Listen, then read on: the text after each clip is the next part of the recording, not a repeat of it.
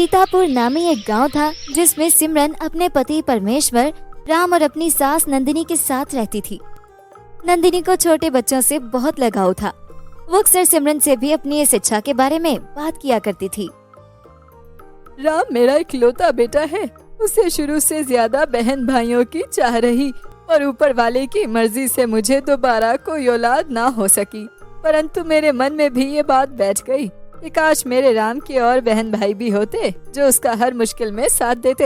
अब तो राम की शादी भी हो गई है। मेरा बहुत मन करता है कि मैं अपने नन्हे मुन्ने पोते पोतियों को अपनी गोद में खिलाऊं। सिमरन नंदिनी की बात सुनकर शर्मा जाती है। वहीं कुछ दिन गुजरते हैं तो सिमरन पेट से हो जाती है। जब राम को ये खबर पता चलती है तो वो खुशी से पागल हो जाता है। अरे भाग्यवान, तुम जानती नहीं तुमने मुझे कितनी बड़ी खुशखबरी दी है। मेरा मन कर रहा है मैं हवाओं में उड़ने लगूं। राम की बात सुनकर उसकी माँ नंदिनी भी वहाँ आ जाती है और कहती है, अरे बेटा क्या बात है, काहे को इतने खुश हो रहे हो? क्या प्रमोशन हो गई है तुम्हारी? नंदिनी की बात सुनकर राम कहता है, अरे माँ, बात ही ऐसी है कि तुम सुनोगी तो तुम भी खुशी से नाचने लगोगी।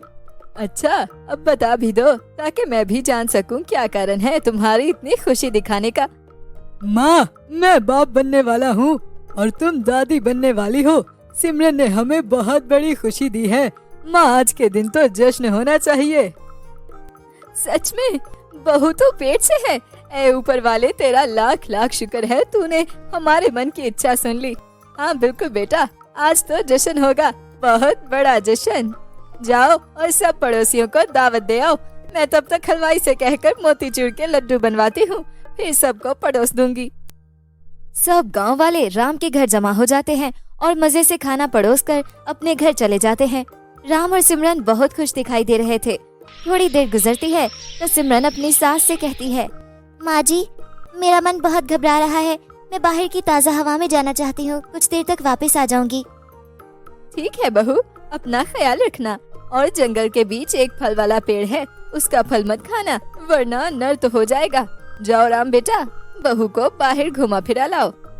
उसके बाद राम और सिमरन माँ से अनुमति लेकर घर से बाहर निकल आते हैं और जंगल पहुंचकर जब सिमरन की नजर फलों से लदे पेड़ पर पड़ती है तो उसके मुंह में पानी आ जाता है।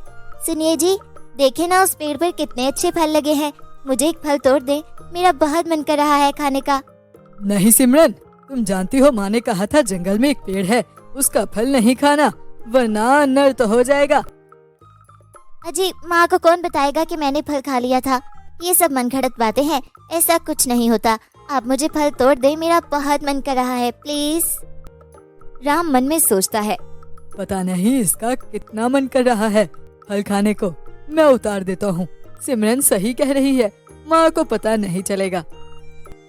राम सिमरन को फल तोड़कर देता है तो उसे खाने के बाद सिमरन कहती है, अरे वाह, फल तो बहुत ही स्वादिष्ट है। माँ ऐसे ही मना कर रही थी, आप मुझे 2-4 और फल तोड़ दो ना। वही सिमरन फल खाने के बाद खुशी खुशी घर चली आती है और घर आकर सो जाती है। अगले दिन जब वो सो रही होती है तो नंदिनी उसे जगाने आती है। सिमरन, अरे ओ सिमरन बहू, उठ जा बहू, नाश्ता तैयार है। जल्दी से नाश्ता कर ले ताकि तेरा शरीर कमजोर ना हो। जितनी तेरी सेहत अच्छी होगी उतना ही बच्चा भी सेहतमंद पैदा होगा।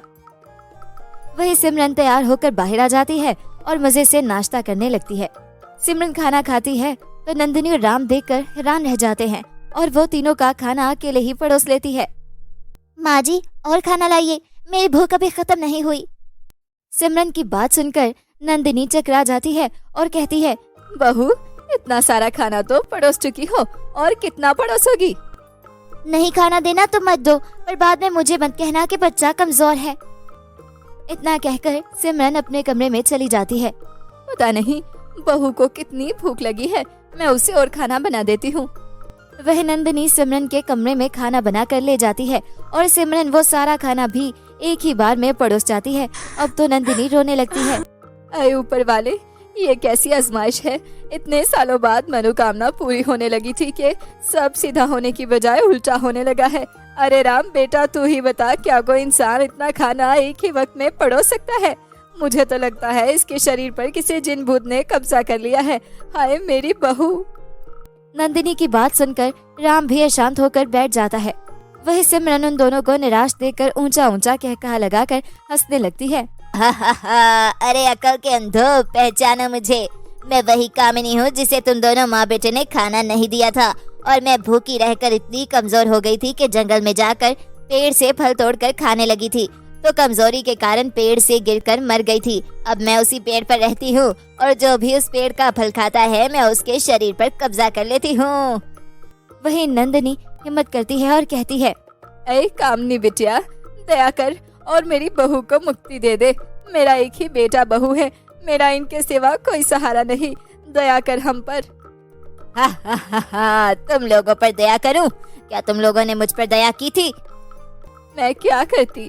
अगर मैं तुम्हें खाना परोस देती तो मेरा राम जो 3 दिन से भूखा था भूख से मर जाता। एक माँ तुमसे विनती कर रही है, क्षमा कर दे। नंदिनी की बात सुनकर राम भी कहता है, हाँ कामिनी बहन, मेरी बीवी को छोड़ दो, उसे किस बात की सजा दे रही हो। वही कामिनी को उन दोनों माँ बेटे पर दया आ जाता है और वो सिमरन के शरीर से निकलकर हमेशा हमेशा के लिए चली जाती है और वो खुशी खुशी अपना जीवन संपुट करने लगते हैं।